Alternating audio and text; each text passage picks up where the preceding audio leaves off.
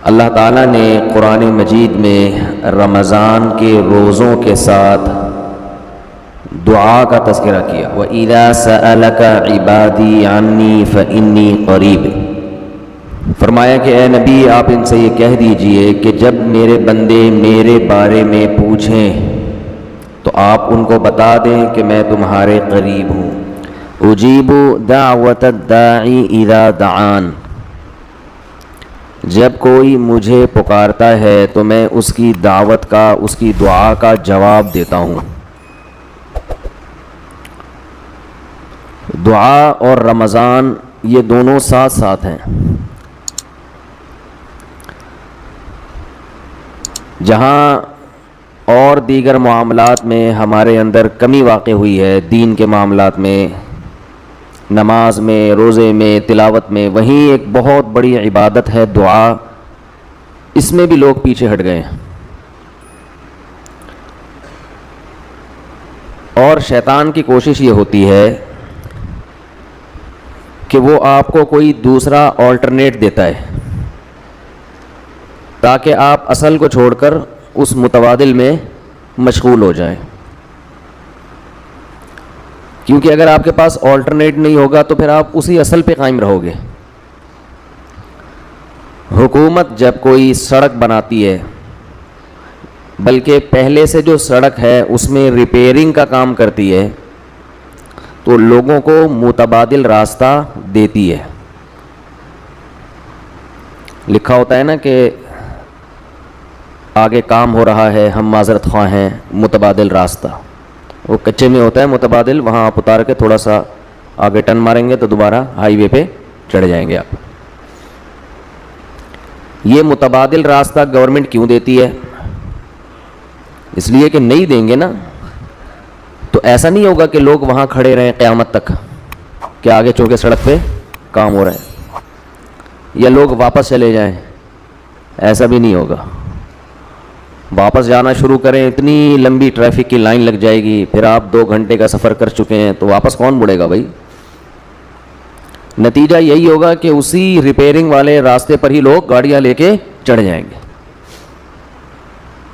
تو اس لیے جب بھی کسی ٹریک پر سے لوگوں کو اتارنا ہوتا ہے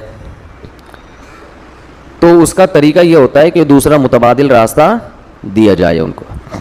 یہاں تک بات سمجھ میں آ گئی ہے؟ یہی کام شیطان کر رہا ہے، کیونکہ شیطان بہت ہی ہوشیار ہے. شیطان جو ہے نا وہ بہت بڑی فلم ہے. تو وہ کیا کرتا ہے کہ بے دین کو تو ایسا کرتا ہے کہ جو جائز خواہشات ہیں ان سے ہٹا کے حرام خواہشات کی طرف لے کر جاتا ہے، حالانکہ وہ خواہشات کی نوعیت ایک ہی جیسی ہوتی ہے. آپ کو بھوک لگ رہی ہے، بھائی چوری کر کے بھی روٹی کھا سکتے ہو اور جیب میں پیسے ہیں اس طرح بھی کھا سکتے ہو. چوری کرو گے ایک دفعہ آسانی ہوگی، لیکن ہمیشہ پھر چوری کرنی پڑے گی، ہر دفعہ کی ٹینشن. اور اگر پیسے کما لو گے تو ایک دفعہ کی ٹینشن ہے، لیکن ہمیشہ پھر عزت کے ساتھ خرید کے ساری زندگی کھاتے رہو گے. اب بھوک تو پوری کرنی ہے نا. تو شیطان کیا کرتا ہے، چور کو حلال راستہ سے ہٹا کے حرام بتاتا ہے، جس میں ٹینشن بھی زیادہ، ڈپریشن بھی، ضمیر بھی ملامت کرے گا، عزت کا جنازہ بھی نکلے گا. تو بے دین آدمی کو شیطان حلال خواہشات سے ہٹا کر کس طرف لاتا ہے؟ بولے نا یار، حرام. وہ نکاح سے ہٹائے گا، زنا کی طرف لائے گا. تو ہر چیز میں ایسا ہی کرے گا شیطان. دیندار آدمی کو، جو دین کو فالو کر رہا ہے، دین پہ چلنا چاہتا ہے، اسے شیطان سنت سے ہٹا کے متبادل راستہ بدعت والا دے گا. یا وہ بدعت نہ بھی ہو لیکن وہ سنت جیسی اس میں روحانیت نہیں ہوگی، ایسا راستہ دے گا شیطان اس کو. سمجھ میں میرا خیال آ رہی ہے بات؟ تھوڑی کہ ہمیشہ سمجھ میں نہ آئے، کبھی کبھی آتی بھی ہے. تو ہمیشہ ایسا راستہ دے گا جو یا تو بدعت ہوگا وہ راستہ، یا اس میں بدعت نہ بھی ہو تو کم از کم جو سنت میں روحانیت تھی وہ اس راستے میں نہیں ہوگی. دعا کے معاملے میں بھی شیطان نے یہی کام کیا ہے. آدم علیہ السلام سے لے کے ہمارے نبی صلی اللہ علیہ وسلم تک جتنے پیغمبر آئے، پھر آج تک جتنے بڑے بڑے علماء، صلحاء، اولیاء، وہ اپنے تمام کاموں میں دعا کو بہت زیادہ فوکس کیا کرتے تھے کہ ہاتھ اٹھا کے اللہ سے گڑ گڑا کے دعا مانگی جائے۔ شیطان نے کیا کیا؟ دعاؤں سے ہٹا کے لوگوں کو وظیفوں پہ لگا دیا۔ میں نہیں کہہ رہا وظیفے حرام ہے، ناجائز ہے، اس میں وہ روحانیت بولو نہیں ہے۔ اتنی دفعہ یہ پڑھ لو، اتنی دفعہ یہ پڑھ لو تو یہ ہو جائے گا، اتنی دفعہ یہ کر لو تو یہ ہو جائے گا، یوں کر کے پڑھ لو گے تو ایسے کام ہو جائے گا، یوں کرو گے تو 4 ہو جائیں گی، اس طرح کرو گے تو 3 ہوں گی۔ شادیوں کی بات نہیں کر رہا، کچھ اور۔ اب آپ لوگ آٹومیٹک ہو گئے ہیں، اب شادی کا لفظ زبان سے نکالنے کی ضرورت ہے ہی نہیں۔ اب یہ مثال ہو گئی ہے، کسی نے کسی بھوکے سے پوچھا 2 اور 2 کتنے ہوتے ہیں؟ کہتے 4 روٹیاں ہوتی ہیں، ٹھیک ہے نا؟ تو وظیفے یہ پڑھ لو تو یوں ہو جائے گا، یوں کر لو تو یوں ہو جائے گا، ایسا کر لو تو یوں ہو جائے گا، 636.3 دفعہ پڑھو گے تو یہ والا کام ہوگا۔ رسالے چھپ رہے ہیں، یہ پہلے میں تو اس موضوع پر بہت بیان کرتا تھا، بہت عرصے سے میں نے یہ موضوع چھوڑ دیا تھا، لیکن نئے نئے لوگ بھی آتے ہیں، پھر رمضان میں لوگ دعاؤں سے غافل بھی ہو جاتے ہیں، تو اس لیے میں نے سوچا کہ آج میں اس پرانے مردے کو دوبارہ اکھیڑوں گا، دوبارہ کھڑا کروں گا میں اس پرانے ٹاپک کو۔ تو زیادہ زور دعاؤں کے بجائے کس پر ہے؟ وظیفوں پہ۔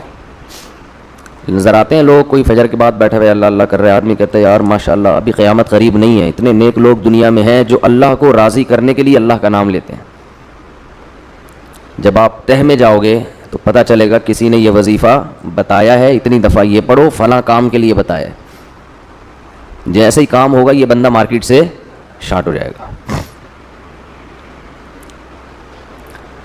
اللہ اور بندے کا جو تعلق ہے نا، اللہ یہ قائم کرنا چاہتے ہیں۔ اسلام کا حاصل کیا ہے؟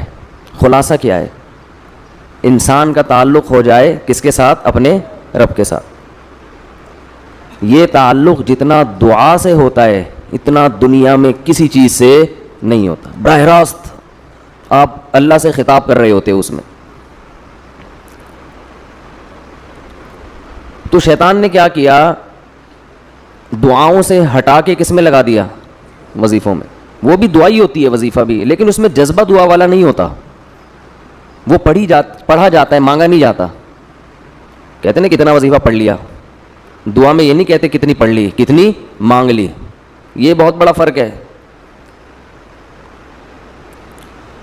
اور کمال کی بات ہے قرآن و سنت میں جو پیغمبروں کی دعائیں ہیں ان کو بھی ہم نے وظیفے بنا کے پڑھنا شروع کر دیا ہے، وہ بھی مانگی نہیں جا رہی۔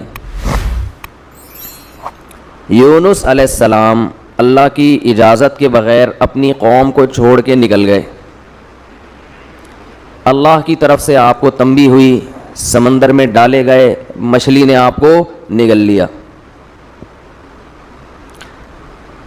تو اب وہاں یونس علیہ السلام نے مچھلی کے پیٹ میں بیٹھ کر لا الہ الا انت سبحانک انی کنت من الظالمین یہ دعا مانگی تھی، جس کے یہ الفاظ تھے، یہ دعا تھی، اے اللہ تیرے سوا کوئی عبادت کے لائق نہیں ہے، سبحانکا تو ہر عیب سے پاک ہے۔ کیا مطلب؟ میرے ساتھ جو یہ کچھ ہو رہا ہے یہ تیرا قصور نہیں ہے، کیونکہ تو ہر عیب سے پاک، یہ تو نے غلط نہیں کیا۔ انی کنت من الظالمین، میں ہی کیا ہوں؟ میں ہی غلط ہوں، مجھ سے ہی غلطی ہوئی ہے۔ تو یہ الفاظ میں کیا کہنا چاہ رہے ہیں کہ میری غلطی کو معاف کر دے، یعنی بزبان حال یہ میسج تھا نا، یہ چھپی ہوئی دعا ہے اس کے اندر کہ اے اللہ تو ہر عیب سے پاک ہے، تو نے ظلم نہیں کیا، غلطی کس کی ہے؟ میری ہے، میں اپنی غلطی کا اعتراف کرتا ہوں۔ کیا مطلب؟ مجھے اس مصیبت سے نکال دے۔ فاستجبنا له فاستجاب له فنجیناہ من الغم، ہم نے دعا کو قبول کیا اور ان کو اس غم سے نکالا ہے ہم نے۔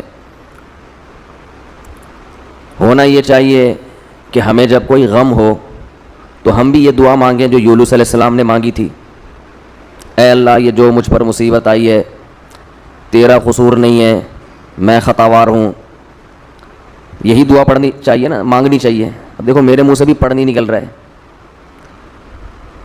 لیکن ہم یہ دعا جو ہے نا لا الہ الا انت والی، یہ دعا مانگتے نہیں ہیں بلکہ پڑھتے ہیں 101 دفعہ، 1,00,000 دفعہ، 345 دفعہ. سمجھ میں آ رہی ہے بات؟ یہ مانگی نہیں جاتی بلکہ کیا کی جاتی ہے؟ پڑھی جاتی ہے.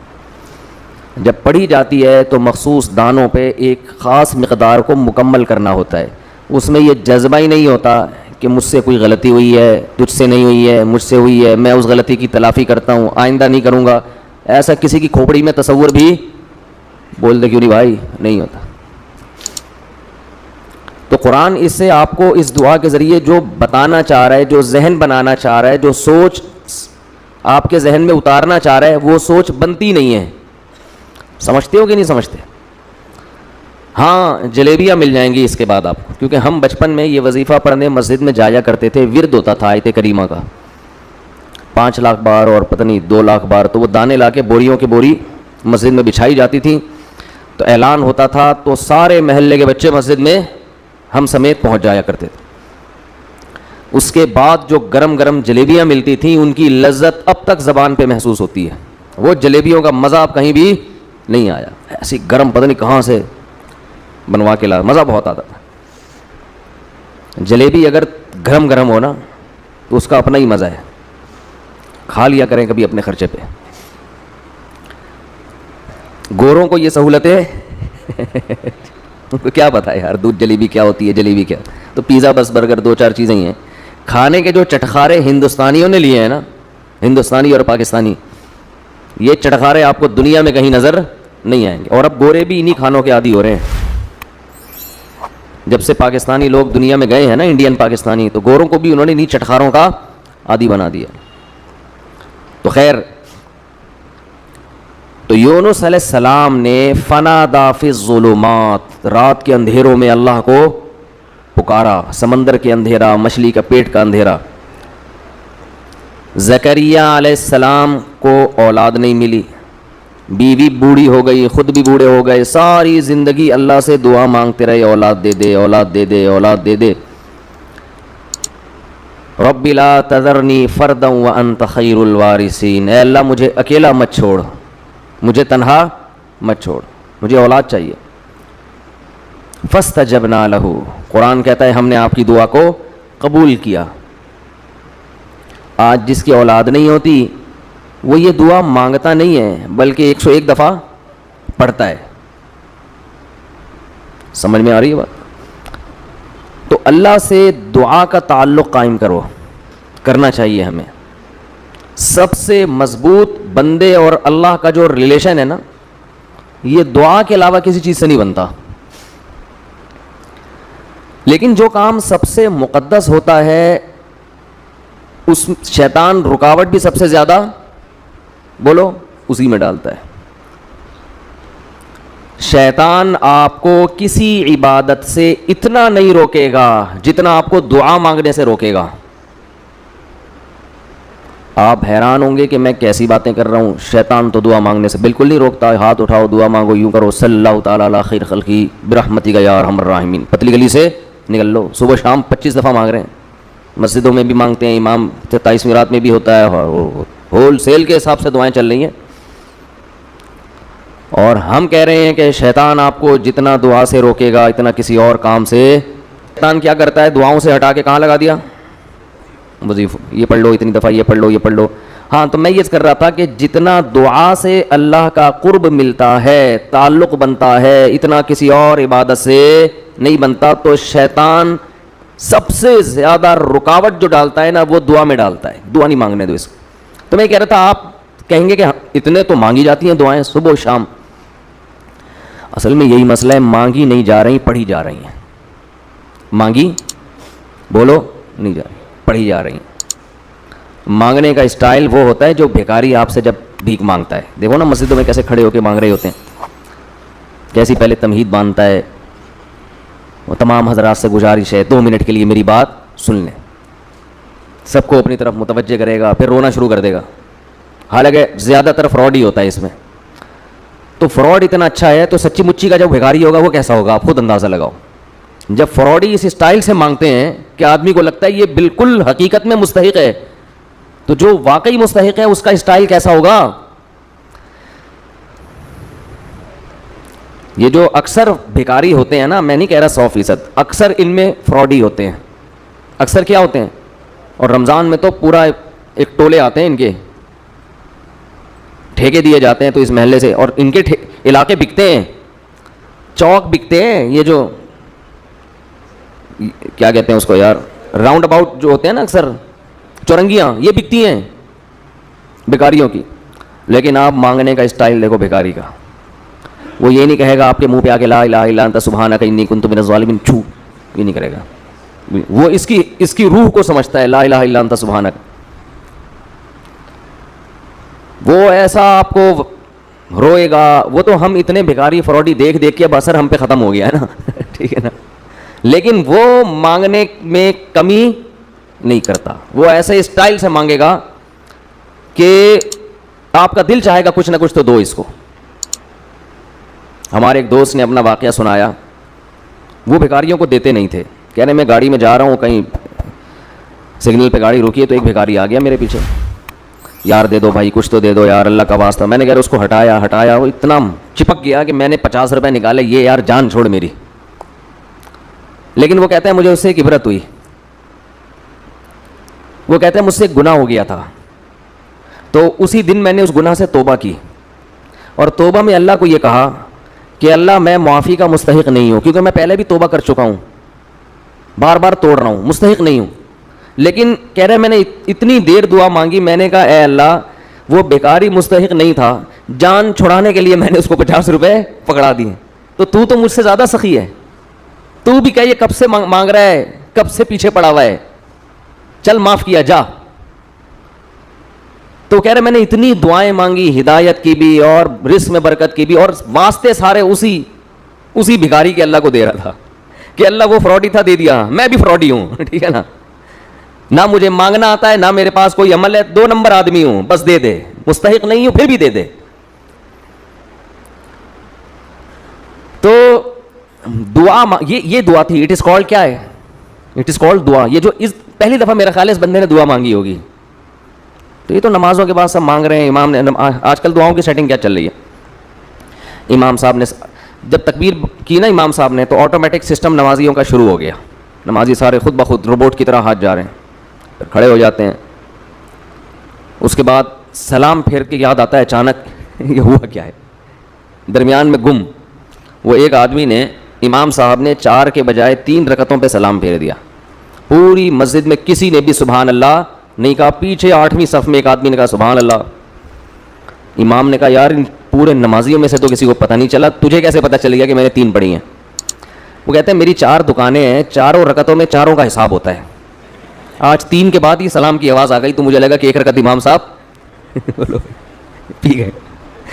امام صاحب 1 رکعت پی گئے. تو سارے سو رہے ہوتے ہیں. تراویح میں تو زیادہ ہوتا ہے یہ سلسلہ. پھر وہ ایک فارمیلٹی ہے دعا کی، اس پر ہاتھ اٹھا لیتے ہیں، یا اللہ فلاں کی بخشش کر دے، یہ کر دے، وہ کر دے. پورا ایک ترتیب سے مانگے. میں منع نہیں کر رہا اس سے، اس دعا میں جان نہیں ہے. امام کو بھی پتہ ہے میں نہیں مانگوں گا مجھے امامت سے نکال لیں گے. مؤذن جو پیچھے جو نمازی ہوتے ہیں وہ سمجھتے ہیں کہ یہ نماز کا حصہ ہے، تو جب جو ہے تو چلو یوں کر لو تو پھر یوں کر لو. ایسے چل رہا ہوتا ہے. جیسے وہ تعزیت کے لیے KPK میں دعا ہوتی ہے نا، پبلک آتی ہے دعائے خیر، ہاتھ اٹھایا یا اللہ رکھے، چلو بھائی.